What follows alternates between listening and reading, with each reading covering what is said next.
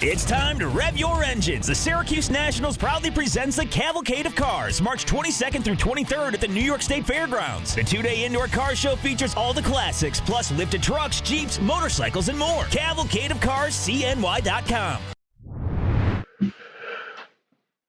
Former Syracuse standouts Etan Thomas and Eric Devendorf. What's going on, everyone? Beginning of the week, it's Monday, it's 11 o'clock, so you know what time it is. It's the Etan and Devo show. What's going on? E, how was your weekend, man? It was pretty good. Can't complain at all. Got to give a quick shout out to my daughter's volleyball team, Maryland Juniors. They went undefeated, didn't drop a set, and won a championship, so give a quick shout out to Imani and her team. Oh, that's what's up. Well, congrats to your daughter. That's a great accomplishment, man. So, E, we had Selection Sunday last night, and it was it was some winners and it was some losers. All right, and it was a lot of teams that we thought got in that maybe shouldn't have. It was some teams that were seeded wrong. I'm looking at Louisville. We talk about North Carolina getting in, and West Virginia not, and Ohio State. So look, E, I don't know what they talk about. Quad one metrics, net, Kempom, all that. And then when they pick the teams, it's like, all right, well, what did you guys go off? Because it wasn't anything that you talked about during the year. So, I mean, what was your take from last night? Well, let's start off with North Carolina, because that's the one that got everybody kind of riled up. And I got to say, it was a little bit surprising to me that they did get in. Yes, they were playing better as of late.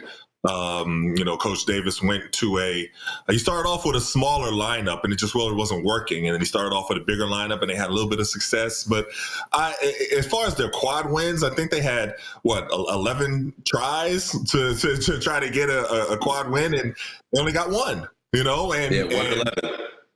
That's I don't know. When you look at other teams, when you look at somebody like West Virginia, you look at somebody like Indiana, you look at Ohio State.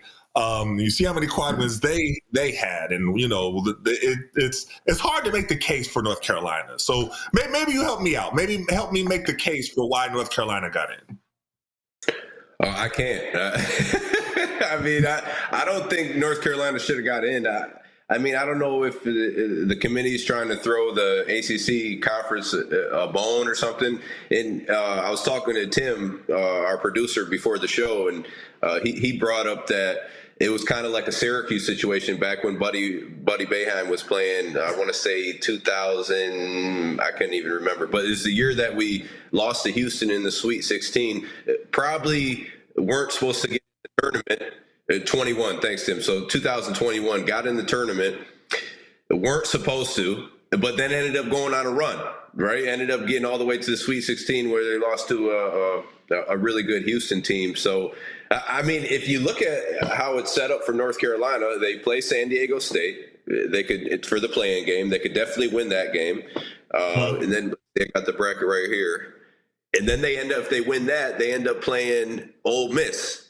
All right. If they win that game, they play the winner of Iowa State and Lipscomb. I don't know if I'm saying it right, but they have a path where they could go on a run right now. I mean, we saw they were playing better towards the end of the year, as you mentioned, E. So, I mean, look, they got in. They got a clean slate. I mean, could it be one of those years where, they go on a run? We talked about North Carolina State last year a lot and getting all the way to the Final Four. North Carolina has talent. They have experience with guys like R.J. Davis, former ACC Player of the Year. I just think they shouldn't have got in. I mean, when you talk about West Virginia, I think they had 6 quad one wins, right? Mm-hmm. And Ohio State said they were in that same type of area. Who's the other team that you just mentioned? Sorry about who's that? Indiana had 4 quad wins. Indiana, and they actually were playing really well towards the end of the year, and I think that's what the committee wants to see is teams playing well going into the tournament. So hey, I guess we really have no clue. What do you, I mean? And the committee, they had those guys, and you can't be in the room when you're doing the picking. But 2 of those guys on the committee went to North Carolina, if I'm not mistaken. Bubba Cunningham, I believe, the AD were actually, well, North Carolina guys. So, and, that's a little bit of conflict of interest there. I don't know if that's really the way that they should have this set up, but it's tough. And like you said, they could go on an unbelievable run. It's kind of set up for them. It's a lot of people are upset, that they don't feel that it's fair. I feel like the North Carolina brand may have had something to do with it.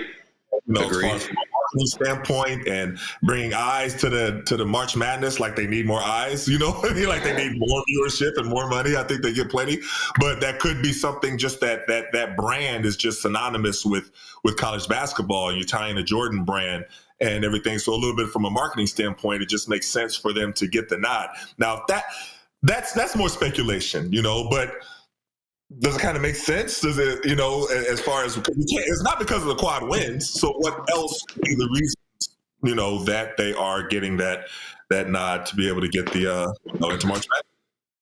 Yeah, I mean, look, those other teams that we mentioned, I would have picked them over North Carolina. But I think just the brand and just who North Carolina is. You talk about the Jordan brand, that's international brand, and North Carolina, Duke, like Kentucky, those are kind of like the blue bloods. And when they're a part of something, you're going to get more eyes on it. And that's what it's about. I mean, the more viewership you get watching this tournament, the more money that comes in, the higher the ratings and the more TV deals, right? Or however it goes. I mean, and we know about the TV deals. That's where all the money is coming. Billions of dollars of revenue is coming from those TV deals. So you can't tell me that doesn't have a part in the committee's decision, or the NCAA doesn't tip them off before going into me like, hey, I want you guys to keep this in mind. All right. Remember Duke, Kentucky, and North Carolina. These are who the people want to see, right? Those are the number of fans that these schools have. I mean, it's just a fact. I don't think we're wrong in saying that. I just think it is what it is. And now more than ever, college basketball, it's always been a business, right? But now more than ever, it's really a business. And, with the players getting paid and all these sponsorships, I mean, just think about okay, some of these guys getting the NIL during the season, but now when the NCAA tournament comes in, like in the sponsorships they're able to get, just go ahead and have a 30-point game, somebody from Lipscomb or something like that. You go ahead and get a sponsorship from like some type of car dealership or Dove or something like that.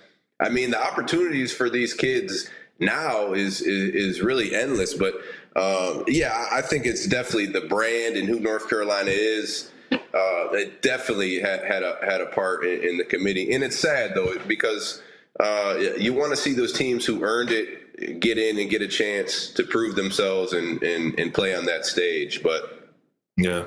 I gotta give a quick shout out to my former teammate. I was teammates with him here at the Washington Wizards, Hubert Davis, though, because I saw something that he did that I was like, okay, that's what's up, Hubert. So if you saw the play at the end of the game when they were playing Duke, Jalen Withers, he had the free throw violation, right at the end. Like, tough way to lose, heartbreaking. Tough. Really, really felt for him. But I liked how Hubert Davis was standing next to him, during the press conference, and he was kind of had his arm around him. And he was like, no, we wouldn't be here if it wasn't for him, and everything he's meant to this team for the whole season. And, he kind of had his back. And I thought that was cool, you know what I mean? Because a lot of coaches, they would have maybe thrown him under the bus. They might have said something slick to him about him to the media, we can't make mistakes like that, something like that. But Hubert Davis didn't take that route. So in him doing that, I guarantee you there are other recruits or, maybe some people thinking, that they're going to transfer to North Carolina. They're looking at him saying, oh, okay, I like the way that Coach Davis had his team, had his players back. That's somebody who I would like to play for. So, that was just a good move. It was a good classy move by my former teammate, Hubert Davis. So got to give him a quick shout out for that.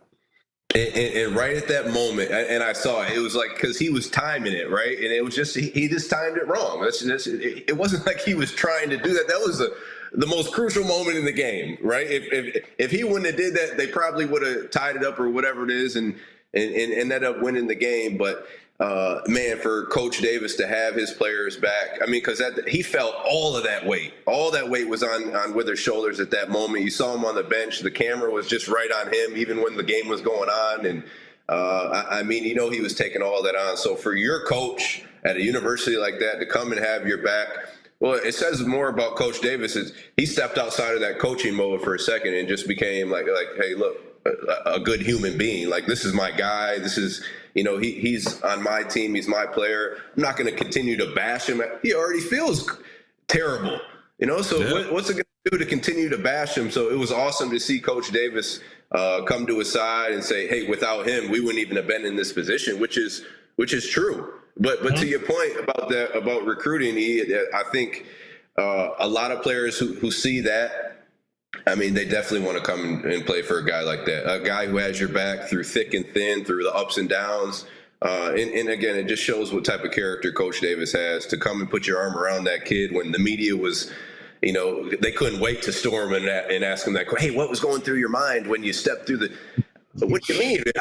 What do you mean was going through I made a mistake, man. I was trying to go in there and get an advantage for my team, but just not the right time to do it. But awesome by Coach Davis to come in and have his players back like that. That was awesome to see. Definitely agree. Now, what other teams were like a little bit surprised to you on Selection Sunday that they either made it or didn't make it? So, I mean, I'm going back to Louisville. I mean, they won 19 of their last 21 games of the year. They were 18-2 in the ACC. They were runners up in the regular season. They were runners up in the conference tournament. They were ranked 16th or something, I think, or maybe 13th in the country. And they get an 8 seed. Not only do they get an 8 seed, but they're playing Creighton, which is probably, I mean, Creighton's a 9 seed, but I mean, they were competing against St. John's for that Big East title. So, man, that's a tough draw right there. I think what Pat Kelsey has done at Louisville the whole year to be able to bring them back from those 2 years of really misery, right? They were terrible the last 2 years, but 27-7, 19 of their last 21 wins, winning the 19 of the last 21 games, and to have an 8 seed, and then Clemson got a 5th seed or a 5 seed, and Louisville beat Clemson twice. Mm-hmm. So, I mean, it was really like a slight to Louisville, and I was listening to Pat Kelsey, and he felt the same way. He felt it was like a slight in all the metrics. If you go through all the quad one, all that stuff, I mean, Louisville really hit every single one. And for them to get an 8 seed, it's disrespectful. And not only do you play Creighton, but if you beat Creighton, then you have to play the number 1 overall seed in the tournament in Auburn. So it's just, I think Louisville definitely got slighted. I mean, they should have been a 5 seed, if anything. And go ahead, E. Sorry. No, I definitely agree. Not to cut you off, I definitely agree. I wanted to, before we have to go to a break, I want to ask you this next question. The SEC got 14 teams in the tournament. Now, I don't know if that's ever happened before. That many teams have gotten in, but were you surprised? Do you have any issue with that many teams going in from one conference? No, I think the SEC has been dominant the whole year. They've really been the dominant conference. So I guess they were looking at like the competition they were playing against, and they were beating up on each other, but 14 teams is a lot. I think you could have we talk about the ACC, you could have took some teams. You talk about SMU, 20-win season. You talk about Wake Forest. And even them, those guys, those 2 teams, they were on the cusp of getting in. But now we're going back to teams like West Virginia and Indiana and Ohio State. Now you're taking away, regardless of how good the conference is, you got to look at what these other teams are doing, and how good they've been playing towards the end of the year. And I think those 3 teams specifically, Ohio State, West Virginia, and Indiana, they got slighted. I mean, regardless of how good the SEC tournament or the conference was this whole year, they should have looked at some other teams. But let's finish talking about that when we come back from break. Compact yet mighty, the versatile BMW X1 SUV. Cool. Yeah, Etan and Devo, do you think TV ratings have to do with teams like UNC getting in? Yeah. Yeah, we do. 100% yes. Yeah, absolutely, man. The Big East once got 11 teams, and yeah, that was the last. I forget what year that was. Oh, really? They got 11? Yeah. You got 11. What year was that, Tim?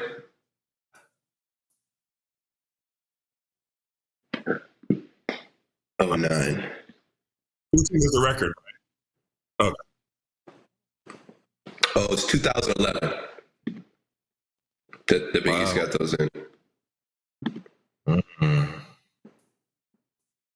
I mean, Michigan State got a 2 seed. Florida's going to be really good.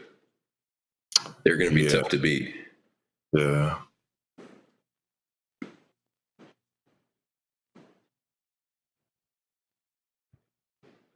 Yeah.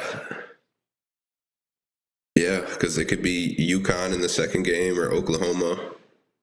Yeah, they got St. John's at the bottom. That'd be a tough one.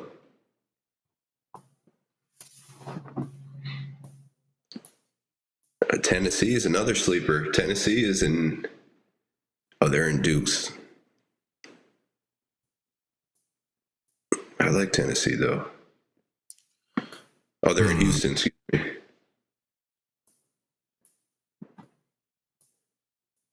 Yeah, Clemson has a tough one. Clemson and McNeese State. That first game will be tough for them.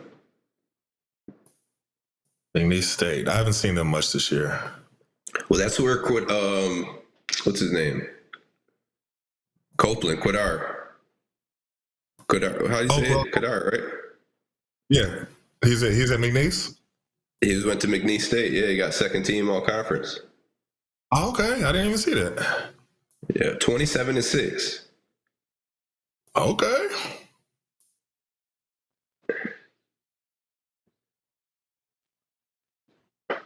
Yeah, I'm sure he's not going to stay at McNeese State. Yeah. Where do you see him going? Where do you see Will Wade going possibly?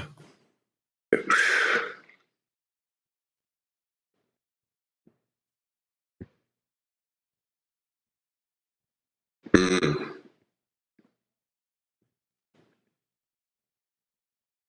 Yeah. What about Indiana? Yeah, Indiana, right? Oh, Villanova's open. Really?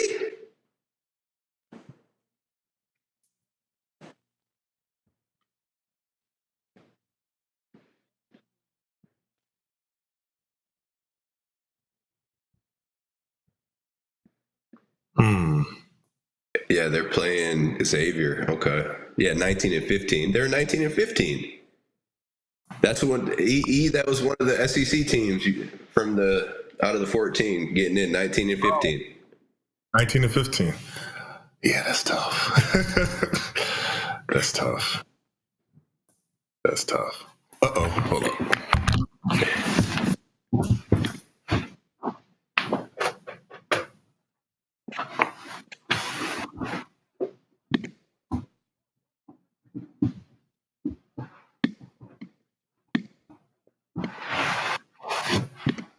I think St. John's is going to be good too, man. They're going to be tough.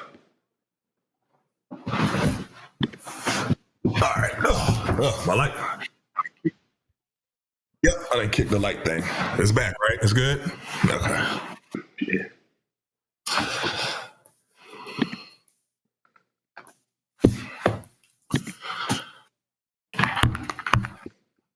Syracuse sports talk shows on QSportsTalk.com. This is the Etan and Devo Show. Here are former Syracuse standouts Etan Thomas and Eric Devendorf. So let's finish touching on that SEC real quick. We were just talking about during break. Texas is a 19-15 team, and they're in the SEC. One of those 14 teams that got in there. They had the play-in game versus Xavier. Again, I don't know. They got 14 teams in, but we keep talking about West Virginia and Indiana, Ohio State. Those teams deserve to get in over a team like Texas. Yeah, I think so. And it's I mean, the strength. I mean, the SEC was tough. We're not gonna act like they weren't, but that's 14 teams. That's the record ever. That's a lot. I didn't know that the Big East had 11 teams in back in 2011. Yeah, is that what they told us? But But 14 is a lot, though. 14 is a lot. But I got to say this, E, and not, Syracuse fans, not to bring up old stuff, okay? Not to bring up old stuff. However, it was painful for me to watch Kadari just go on a terror the entire Big East tournament. And look, when he left Syracuse, I wrote an article and I said that we were really going to regret this. And I talked to some of the coaches, and they were kind of saying, well, Kadari didn't do this, and I was like, yeah, I hear you, but every time that I saw him when he checked into the game, he changed the entire game. And I saw him almost have a triple-double against Marquette, and in the championship game against Creighton, he had a double-double. He had 12 and 12. I saw him just diming people, just running the offense, like putting people in their positions and their spots. When the man was hot that second half, he kept setting him up. He was a great point guard, and he's going to play in the league. He's going to get a shot in the league. But, yeah, it hurts, because he should have been at Syracuse. He should have been at Syracuse doing that. Like just commanding, running the general as the team and everything like that. I don't know. For me, like I said, I don't want to bring up old stuff, but it's hard for me to look at that. That's all I kept thinking about. No, you're right. He's 34 minutes, 6 for 10, 12 rebounds, 4 assists, 2 steals, 12 points. So my only thing with him is he has to be able to get a better shot. If you want to have some longevity in your pro career, you have to be able to shoot the ball. I mean, this year he shot what was from the three. He shot 18% from the three this year, and he shot 54% from the free throw line. So, and we know that's not his strength, but for him, this summer is a big summer. You got to get in the gym and work on your jump shot. But everything else, as far as a tough defender at the point of attack, he could guard 1, 2, or 3. He could even switch on a big man because he's a strong guard. I mean, he's super capable of getting into the lane at any time he wants, right? That's his strength, really, is getting out in transition, handling the ball, getting into the paint, making plays for others. But, I mean, Rick Pitino, if you got a guy like Rick Pitino, he's going to bring that dog out of you, too. And I think for Kadari, and he did well at Seton Hall, too. But he had that dog when he was here. He had that dog when he was in Syracuse. But Rick Pitino really brought it out. I'll say that Rick Pitino coached him well, but I will say that he could play when he was at Syracuse. Every single time he checked into the game, he changed the whole momentum of the game. And and it's not Gerard. Coach Boeheim was really dedicated to playing Gerard at the point that year. I don't remember what year it was, but he was dedicated to playing him at the point. Yeah. Gerard is a 2. He's a 2 guard. He's not a point. There's one criticism that 2021, he says. That's what, yeah. Right. So play them together. Let him set up Gerard for the 3. Kadari wasn't trying to shoot any 3s. He's just going to set everybody up. And he played. There was times where Gerard would literally be turning around and dribbling the ball down the court because he didn't want to handle the ball. Teams were just running at him, where Kadari could break the whole press by himself. Without even any kind of stress. I don't need no press break. I don't need any special play. I'm just going to break it all myself, and I'm going to get us into our offense. That's what we needed. We needed that.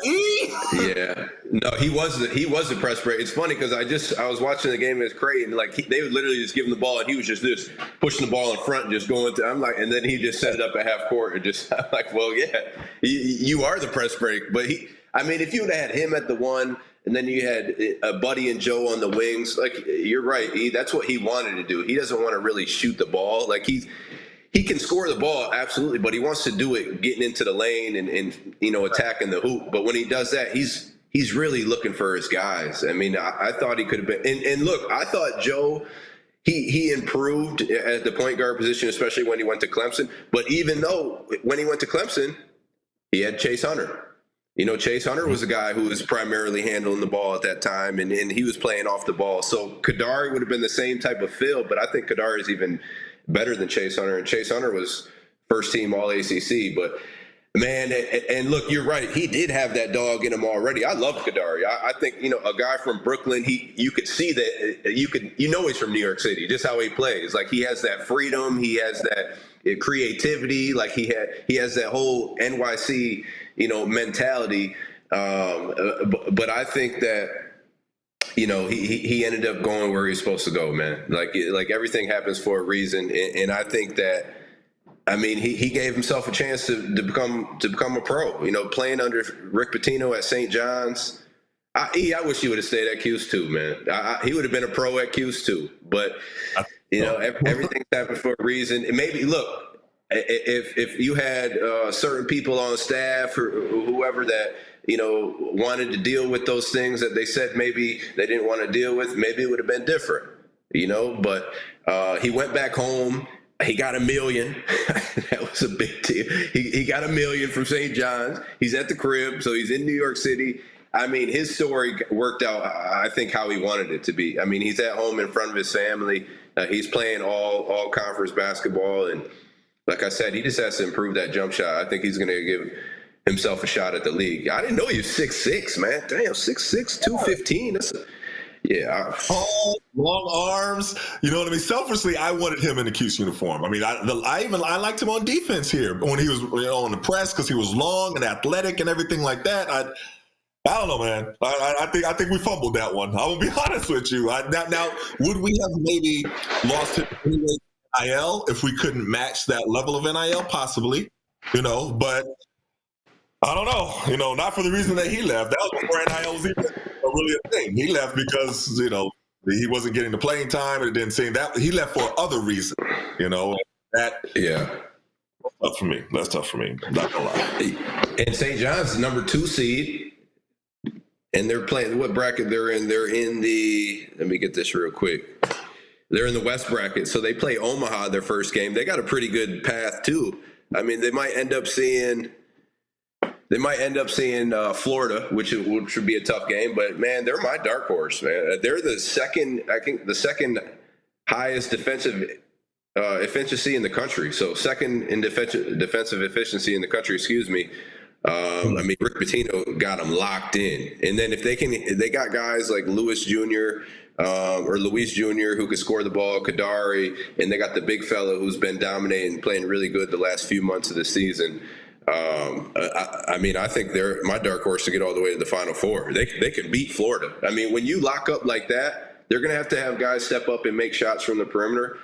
But man, when you play defensive like that in this tournament, that's going to win you ball games. But yes, we do miss Kadari, and look, that kind of brings us to our next topic, the off season for Syracuse. I mean, what's that look like? What's the off season for Syracuse look like? We got to retain some guys. We got to go out and get some guys. We talked about it a little bit, but I memean, what is the needs? What are their needs? What do you see that they need, and who do they have to retain? I want to see if Paulie can pull up this clip because I saw a lot of people talking about it, and it was a clip of Red talking about the media and the way that he was being covered. And he said that the media could have done a little bit of a better job. He mentioned something about the fans. And I just saw people talking about it, the fans talking about it literally all weekend, all week, I guess, since he said it. And let's see if we could maybe pull that up and we could, run it when we come back from break. But, I wish he would have said something different. I'm going to be honest with you. I don't know if he later on cleared it up or said it a little in a different way after that. I wish, the message would have been more of, we're going to go out here. We're going to hit the transfer portal hard. We're going to, make sure that we turn this around and dedicated, go SU, all that stuff. But I don't know why he would say anything about the media and how the media was covering him and how the fans were. I mean, this was a tough year. You know what I mean? This was a tough year. Let's be honest. This was a tough year for everyone. Fans were trying to hang in there. Hey, listen, we got accused of being too positive sometimes. You know what? What do y'all do? They're telling us we were too nice, too positive about our outlook, or saying too much positive things about the players, or trying to look on the bright side of this, or compliment a player doing this. And so, I mean, I just didn't think that was the way to go for Coach. Just to say you didn't like the way that the media was covering him. Come on, Coach. We talked about it too on our last show. Regardless of everything that you say, it's all about winning. If you're not winning games, I don't care who you are, what players you have, what you're talking about, what you're gonna do, what you're gonna get, the NIL money coming in. They want to see wins. They don't want to see, we're gonna draw these plays up. Offense is gonna do this. No. Are you winning basketball games? So when you're not winning, this is how the media is going to cover you. I mean, especially in Syracuse, and we're part of the media, but like you said, like we try to do our best and steer the other way from the negativity, right? We're not just going to be bashing people. Oh, he's terrible. He's not doing this. What does that get accomplished?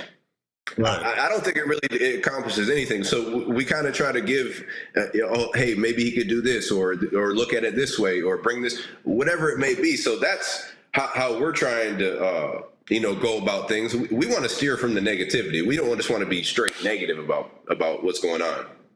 We can have an honest critique, though. You know what I mean? Yeah, which we do. We can have a critique, but we're not just going to come and just bash. We're horrible. We're terrible. We suck. The whole season should just be a forfeit. Like, what would be the purpose of that? I know that's not even constructive. We can break down the positives and the things that we need to improve on. And yes, there are things that we can discuss. But I don't know. Let's go to break and we'll see. But you do want everybody to have a positive outlook.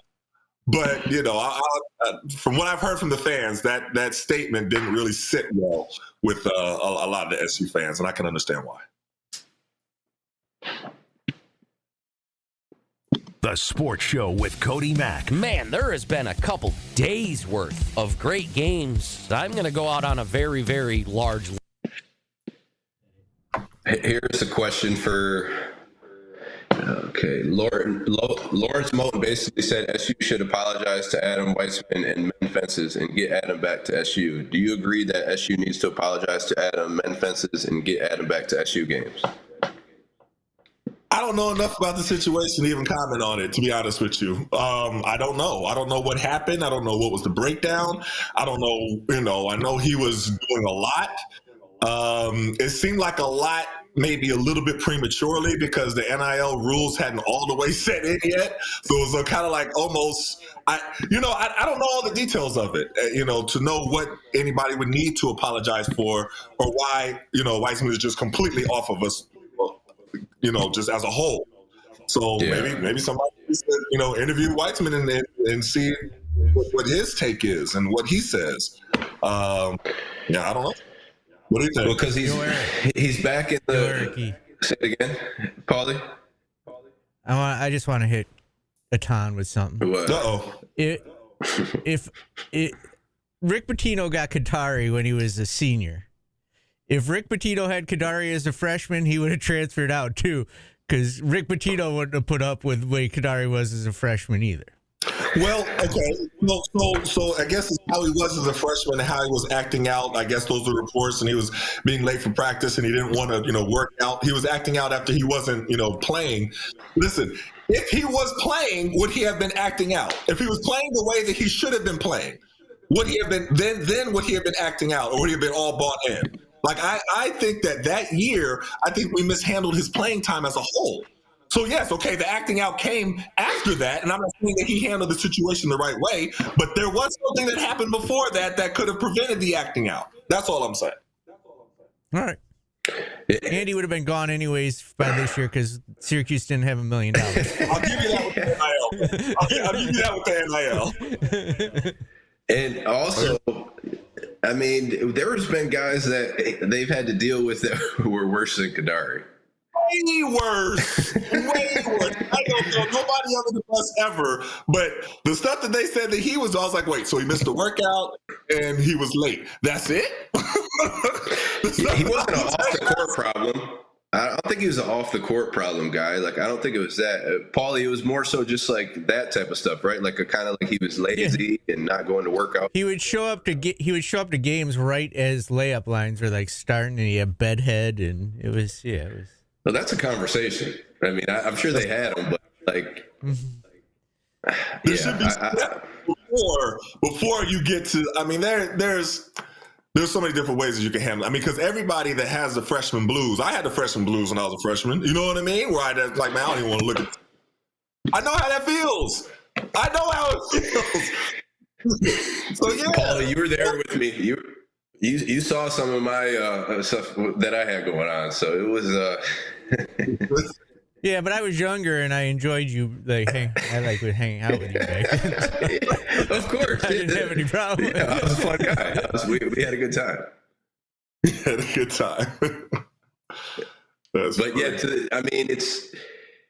you could have figured it out, but it went how it went, and that's just how it is. I think too, maybe like back then, Coach was a little bit younger with us, and he was like, all right, he had the energy to deal with all that. Now in 2021, it was like, all right, I'm not dealing with this type of stuff. I don't care what it is. I don't care if it's late or if he's just being lazy. Man, get up out of here. I got my son and Joe. There we go. That's more what it was than the other stuff. I got my son and Joe. Okay, so stay there with it. I've seen Coach May put up with a whole lot of different stuff that would not have equaled a big issue before throughout the years with people who are playing and not playing. Like, it'd be some cats that ain't even playing that's acting out. Come on now. 3.1. Watch live on QSportsTalk.com. This is the Etan and Devo Show. Here are former Syracuse standouts Etan Thomas and Eric Devendorf. Let's hop back into what we were just talking about Red. I know we're talking about Kadari off here, but let's go back to what we were talking about with Red and how he, I guess, kind of handled that last question from the media. And to your point, I know you already spoke about it, but even if you don't have like a lot to say about it, like you said, just go off and be like, look, we're coming back next year. We're going to try to improve. We're going to go to the portal. We're going to try to get some NIL money. Just make the outlook be positive going into the season for the fans. I think that's what kind of we're both trying to say is you can't not answer that question. And again, I don't know at that time what was going through his head. Like, obviously, it wasn't, they just lost and they don't want to. Look, it's a lot going on. I get it, but man, we talked about this the whole year, and I love Red, but it comes with the territory as being a head coach at a historic basketball program, not just any basketball program. This is the top 5 winningest basketball program of all time. We're talking about the Dukes and the Carolinas, and Syracuse is in there because we have that many wins. So you have to be able to answer that question just with the positive outlook. Even if it doesn't happen, it might not happen. Next year might be the same year. It might be, you might not get guys from the portal. You might not get NIL money, but just to satisfy that person's question, you answer it like, man, we're going to go and we're going to work hard. We're I'm going to have a meeting with the coaching staff. We're going to do this, that, whatever it is. You can't say we're not going to answer that question because when are you going to answer it again? When are they going to ask that question again? That question's not going to be answered again. Like, no one's going to hear from you throughout the whole summer. You're doing your thing. So, I mean, the negativity that he got from that, I mean, you have to expect it. Like, you just have to expect it. You have to be able to answer that question and I guess deal with those situations a little bit better. I agree 100%. I mean, there's nothing else to say about it. It's not, you have to be as part of it comes with the package, it comes with the job. That's what you have to do. Hey, I want to ask you something else though, that I saw over the weekend that was really interesting. Well, I saw LeBron. He was there with his family, with his wife, with his daughter, and he won championship. And while he was sitting there was these kids that was just super obnoxious, yelling, and I don't know what they were yelling. I don't know if they were yelling something positive or they were yelling something negative, or heckling him, or if they wanted like a selfie, but they just would not stop. It was like, over and over and over. And you see his wife's kind of looking at him like, are you going to do something? Like, well, how should we handle this? And it's just crazy how sometimes some fans just do too much. You just do too much. Like, where was that kid's parents to snatch him up and say, like, hey, that's not how we act. You're going to be on camera embarrassing the family. Like, what would make someone think that was okay to do? And he just did it for like 3-4 seconds, and then you see LeBron doesn't respond, and you back off and go back to your seat. Just kept doing it over and over and over, and wouldn't stop. Like, wow, that's the definition of doing too much. I just saw the clip this morning, and he literally was like, 2 rows behind him or 3 rows behind him, yelling whatever he was yelling. I have no clue what he was yelling, but obviously it wasn't anything LeBron was excited about. But he was with his wife and his daughter, and some security had to step in at a moment in there to where they could be like, look, all right, man, like go back to your seat or whatever. But that's what he's been dealing with his whole life since like 16 years old. So like how he handles those situations, I mean, that's what you got to do. You just ignore it, because if he would have reacted in any type of way, it turned around, said something, regardless of what he said, it would have been spun into he's the bad guy. Right. And again, look, nobody's perfect. LeBron's not perfect, but if a person had to deal with that their whole life, and I think me and you, like, obviously you more than me being in the NBA, but just even being in Cuse, like, we deal with that sometimes, right? And it's all and it's mostly all positive, but sometimes, like, when you're with your family or your friends or you're out, I love it, but it's like a time and place for all of that, and I think it's up to the person to know that, like, all right, this isn't the time or the place to be able to go up to my man and just start shouting in his ear. So, like, I could imagine, like, on a lower level, I deal with it, right? And we deal with it. But for LeBron to go through, man, that's crazy. So I just think the average person doesn't really understand, like, what it is dealing with that every single day of his life. My man can't even go outside of his house without being, with cameras and flicking and all that. So just from that standpoint, I think he's dealt with most of that stuff really, really well, especially when you got a 18-year-old kid or whatever he was just shouting in his ear with his daughter and his wife. And again, we don't even know what he was saying. Well, let me just say to all the SU fans who probably already know this, but do not try that with Derek Coleman. Don't try that with DC. Don't try that. There's a list of players where you don't want, no matter what age you are, don't do that to them, because it's not going to end up well. You know what I mean? LeBron had a lot of restraint. He was just there. And like I said, again, we don't know what the kid was saying, but if it didn't look like it was that nice, but it could have been, but whatever, he was being obnoxious and yelling and nonstop while he was there with his family. So, do that with everybody. And somebody says it comes with the territory. Maybe, yeah, it does. It does come with the territory, but it doesn't make it easier to deal with. You know what I mean? It's just something that's just the world that we live in, and people, it's clicks, it's likes, it's all that, and people, when they see a guy like LeBron or whoever, a famous person, they want to get in the picture and they want to make a scene, and they hey, look, I was on TV shouting at LeBron, and I mean, it's sad. It's too much. You remember a little while ago, I think it was maybe a few years ago, Mike Tyson was on the plane minding his business, and the guy was acting all Mike. I'm like, bro, you gonna do that to Mike Tyson? So whatever he does, and how he reacts to you, you get what you get. Just know that. But sometimes people, that doesn't go with the territory. There's certain things that, I disagree with, whoever the person that said that. There's certain things that you have to know that, okay, that's a little bit too much. Like, I shouldn't do that. Say hi to them, stuff like that. If you ask for an autograph or ask for a picture, they say yes, cool. If they say no, then move on. But the extra stuff is too much. There's too much, fans. Yeah, when keeping it real goes wrong, and when keeping it real goes left, all the way left. Mike, look, you said a few names: DC, Mike Tyson. All right, my man found out real quick, and then when it happens, they're gonna go and sue you. Right. It's like, and that's oh my gosh! I can't believe that he responded that way. I can't believe that I'm like, are you serious? But that goes with not looking at athletes as humans, because you wouldn't do that to anybody else. You know what I mean? That can't come with it. If you see somebody else that you know or somebody else that you like, you don't do all of that. This is not like a video game character. This is an actual human being that is sitting there with his family. Like Mike Tyson, he's sitting on the airplane trying to mind his business.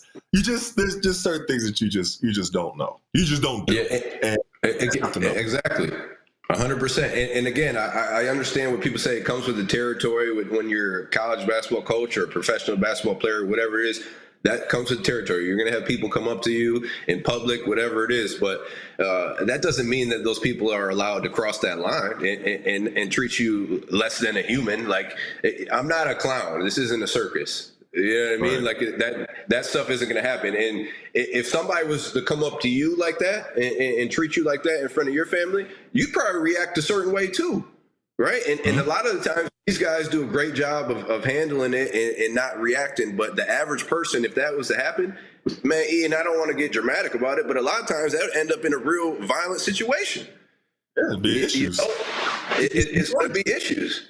Especially in front of your family. But let's take a quick break, and we'll come back. We'll finish up talking about Cuse, and I want to get your Final Four and your national championship predictions. Hey, this is former Syracuse basketball player Etan Thomas. Last season.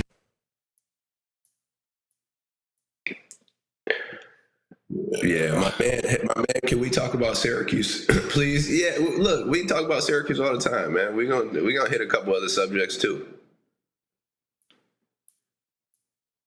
What they want to hear? Man. To ask the guy what he wants to hear. What do you want to hear about Syracuse? Okay, nobody is watching Q Sports Talk to hear about LeBron.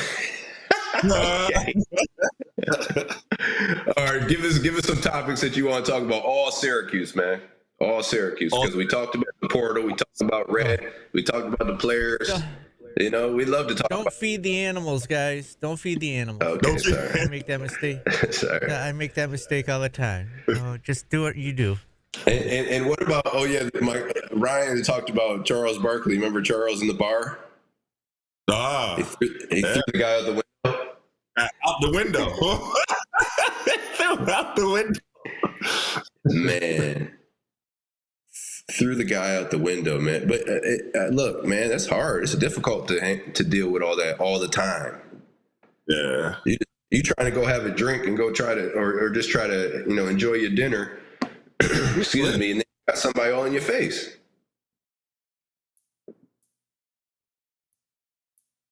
Who were the best Cuse dunkers? Conrad McRae. That's who I got. Conrad, rest in peace. Oh, so this guy, Brett said, who are some targets for Coach Jack to go after in the portal? On the women's side, you got me there, but I ain't gonna hold you. You got me on the women's side, and this thing, and I tell you this: nobody unless they get their NIL up.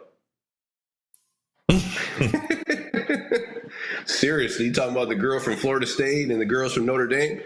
Man, those girls getting 500. The one girl from Florida State was getting she was getting almost like 600-700. They were saying she's leading the nation in scoring. I think that interesting. When was we? I don't even know. Was we talking about Weissman? It was on a break, right? Somebody had Weissman on the break. Okay, wasn't it? Mm-hmm. I might ask you something with that, because I saw where Coach Boeheim said that. Now, let me get the actual quote here real quick, because he basically said what you were saying all along. Everybody said that you was wrong when you were saying it, but then Coach Boeheim said it, and they were like, "Okay, well, he might have a point." Like, this is the same thing he said. What was it? About how much teams should spending in order to be good. Hold up, I got it right here. Okay, here I go. I got it. All right, cool. I'm gonna hit this, because this is literally what you have been saying, and I saw a lot of different people saying, "No, we don't need that much. No, that's Eric is wrong." No, I'm like, so now I'm tripping. So I would have. You want to hear something crazy, guys? Syracuse's last Final Four team, I was talking to somebody up at SU, the one that barely got in the tournament, would have cost $11 million. Hold on, for men's? If they wanted to keep, Yeah, and we said 8 to 10, so we were wrong there. I was low. Yeah, so I talked to somebody up there. They valued it at $11 million, their last Final Four team. And that, what were they, a 10 seed? And they just said JJ is valued at like 800,000. I'll just tell you right now, with how he played. He got ACC all honorable mention. He averaged like 17. So his value, or however they do that, the money thing, is $800,000. You got to pay him $800,000 to come back to Cuse. Yeah. Let's talk about that NIL real quick. I don't know if people really. I don't think they understand it. You know what I mean? Like I don't know. They definitely don't understand where the money comes from. I barely understand that, so it's crazy. Has been ESPN Syracuse sports talk shows on QSportsTalk.com. This is the Etan and Devo Show. Here are former Syracuse standouts Etan Thomas and Eric Devendorf. Hey, I want to jump in here because I want to say that you've been saying all along about how much that we're going to do for NIL and talking about how important NIL is. And you talked about the starters from Kentucky and how much they're making. You said like $10 million is what we're going to need at least. And I saw a lot of different people say, "Oh no, Devendorf was wrong. He doesn't know what he's talking about. You don't need that much. That's too much. Nobody needs $10 million. All you need." So Coach Boeheim was on Sirius XM, right? And he said, this is a quote. He said, "The top college hoops teams are spending $8 to $10 million on NIL. Your team is going to spend money or it's not going to win." So, because Boeheim says it, everybody's like, "Oh, okay." So that might be. You've been saying this for how many weeks, see? You've been saying it over and over again. This is what we need. We need $10 million at least. At least. And, remember, we have to retain the players that we have. We still going to have to pay some of the freshmen. Like, I don't know where it's going to come from and everything like that, but people have to understand how this NIL game is and what is actually needed in order for us to be where everybody wants us to be. And I don't think they know how much money these other schools really have, man. We talked a while ago about Maryland getting 2 donations from 2 guys, and it was $10 million each. It's $20 million right there from 2 guys. And now if they do the little collective and all that, I'm sure they're going to get 5 to 6. That's $26 million. For just for their, come on, man. And we talked about Michigan State. Magic Johnson came on saying, "Hey, whatever they need, it's unlimited. Their budget is unlimited. They don't worry about what this guy needs. You got it. I got it. Or my guy's guy got it. So it's like these, man. $8 to $10 million is probably on the. And I was thinking like, all right, that's on the lower end, maybe. Kentucky's starting $5 to $6 million. That was their starting 5. Just their starting 5. And you just mentioned retaining guys. J.J. Starling was ACC all honorable mention. He averaged 17 points, something like that. I was talking to somebody and they were saying what his value would be based on his season this year. $800,000, $700,000 to $800,000. That's just to keep JJ. And okay, and I know he's from Syracuse and I know he loves his family and being here. But if you can't give him $800,000 and somebody else comes in and gives him $800,000 or $900,000 or $1 million, because there will be other schools that are going to do that. There's going to be other schools that could use a JJ Starling. There's going to be schools that offer Donnie Freeman. What do you think that he's going to go for? $1 million.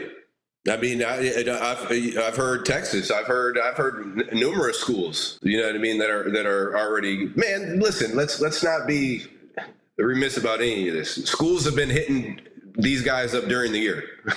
Let's just be real.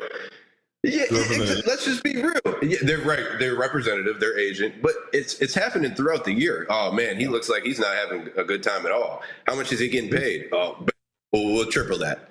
He's getting paid $400,000. Well, we got $1 million for him, and he's going to play, and he's going to be the man. Whatever it is, you know what I mean. I don't know if the average fan really understands what this NIL stuff is about, man. It's a whole different level. And if you don't have your NIL game up, you're going to be struggling. That's just what it is. I don't care who you're bringing in. It's not about recruiting high school guys anymore, no matter how good they are. I mean, you got your few and far between, which is like, could go to the NBA, McDonald's, whatever it is, right? And those guys are going to be $1 million. My man going to BYU getting $7 million. He's an outlier, bro. He's an outlier. But that's just a crazy example right there. Like my man is getting $7 million to play for 5 months. 5 months. And then he's going to go and be a top 5 draft pick. Yep. So they're talking about $5 million. I see some people are tweeting me or whatever. $5 million should be enough. All right, bet you're just going to be talking like how we are talking this year about this team. Just so y'all know that. That's where we are at $5 million. You see what other teams are doing. 1 minute. Coach Boeheim said that's where we're going to be. That's what it boils down to. That's what we're going to be. So you better get your NIL game up. E, we got about 1 minute. E, I just wanted to get your predictions. So give me your Final Four or either your Final Four or your national championship. Doesn't matter. Which one? I don't know. I'm never good with Final Fours though. But what do you think? I'll pass it right back to you. Who you got? Okay, so I got the cheat sheet in front of me. Okay, so here I go. I'm going to pick St. John's for one of my Final Fours. I'm going to do, let me get Houston, Duke, and Auburn. All right. So Auburn, St. John's, Duke, and Houston. And then honestly, I think Duke wins it. I think Duke will win it. This is all with Cooper Flag, so I'm saying Cooper Flag is playing. Okay. So I got Duke winning, and I think Florida could win it, but I like St. John's just upsetting them in the Elite Eight. Okay. All right. So we'll see. So that's what we got, man. That's what we got. And all right, so Duke, that's my national championship. It didn't hurt me to say that because they're part of the ACC. But hopefully, next season we could be talking about Cuse being in the NCAA tournament. But again, you heard it from us. Get your NIL game up. No, it's not $5 million. No, it's not $6 million. You better get 10 and above. Yep. And that's a fact. So we appreciate everybody tuning in. Next Monday, same time, same place. Make sure you guys tune in. We appreciate you, and we'll talk to you next week.